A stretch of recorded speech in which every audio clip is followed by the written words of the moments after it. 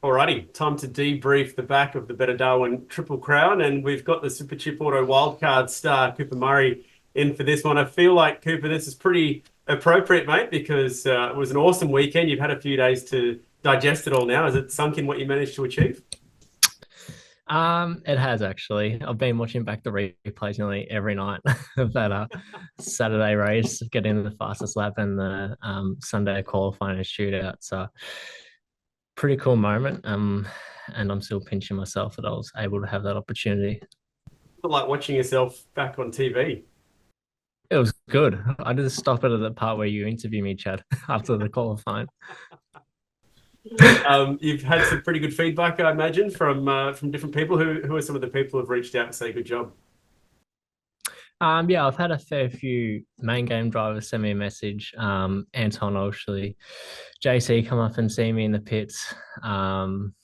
Brock and Will have also had a really good chat with them. So there's been a lot of good feedback. And Jamie, the qualifying king and the seven-time champion, was that was pretty cool to get a nice, nice message from him. How did you fit in, just team-wise, across the course of the weekend? Because three can sometimes be a crowd, but certainly from when Declan Fraser had that opportunity, he really made himself present at the events and just wanted to be a sponge for everything. So was that sort of what you were there to do? Yeah, exactly. Like I've been to the Grand Prix with them. Also, I went over to New Zealand, spent the weekend with them as well, just learning and seeing how the team operates. So when I got to Darwin, I felt at home, which is what I did. And all the engineers up at the Red Bull camp, Brock, Will, everyone was just so welcoming, and very helpful as well, and making me progress throughout the weekend. How much more serious is it compared to a Dunlop Series round? Even just diving into the data and dissecting everything, debriefing everything, how much did you learn in that world? Oh, a lot. Triple Eight's a very engineering based team. So they've got a lot of engineers just studying the data 24/7 and seeing where you can improve, what you're doing wrong, what you're doing right. So I definitely learnt a lot from that aspect that I feel like I can help take this to Super 2 and then help me progress there even more as well. Given that you had a bit of a rough run in Dunlop Series lately, did it sort of give you a bit of a confidence shot in the arm, like this was a sort of weekend that you needed? Oh, 100%, Chad. It's been probably the toughest, or it has been the toughest start to a season that I've had in my career since karting. So to come out and do a good performance was amazing. Unfortunately, not the way I wanted to go in the race, but it was still overall a very good weekend. Do you think you suit the Gen 3 cars? Is there something about Yeah, that you seem to like? yeah, I love them. Ever since I drove it at the test day, I felt like at home and very comfortable with it. Especially the way you got to drive them over a race run. Like there's a lot of driver input on making the tires last and making them survive the whole race. So it's a lot more of a driver's car in my feeling compared to the Gen 2, which I really thrive on. We were talking to Lownsy before the weekend. He said the things that you'll have to work on, like tire life, considering the race is much longer than the Dunlop Series. The tire is a lot softer than the Dunlop Series. There's no in-car adjustments. So were you pretty happy with how you were able to look after a set of tires to go much, much longer than you would in Dunlop Series race?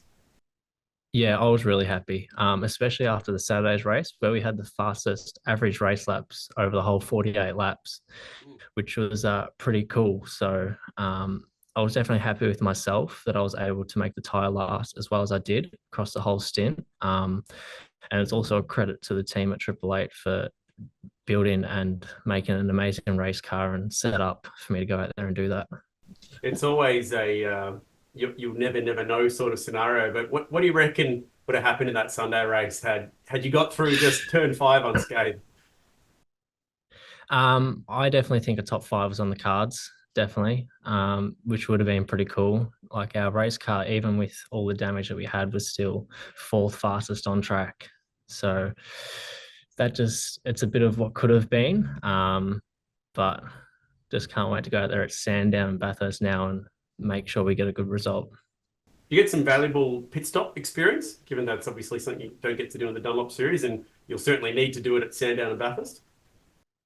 Yeah, it was. It was good to do a couple pit stops in the races, and also we did a lot of pit stop practice at testing. So going into Darwin, I was quite confident with hitting the marks, what I needed to do with the procedures in the pit stop. Sandown Bathurst will actually be a bit different with co-drivers and driver swaps. So that's something me and Lancy will have to do a bit of practice on at the workshop and also at the test day. So back to reality for you, hey, off the back of an amazing sort of breakaway weekend, you go and get to be a race car driver, and then you're back into work life today. I know, back into work life as of Tuesday. So back at family business, working full time, helping pay for the racing in Super 2. Yeah, we've seen that on the door of the race car before. Can you tell us a bit about the family business? Yeah, so the Lodge Brothers Stonemasons, been in the family for about 7 years. So I dropped out halfway through year 10 to come work here full time to help pay for my racing career. And it's something that I do every week to do what I love and succeed at it. Yeah, right. So have you got a hidden talent for that stuff as well?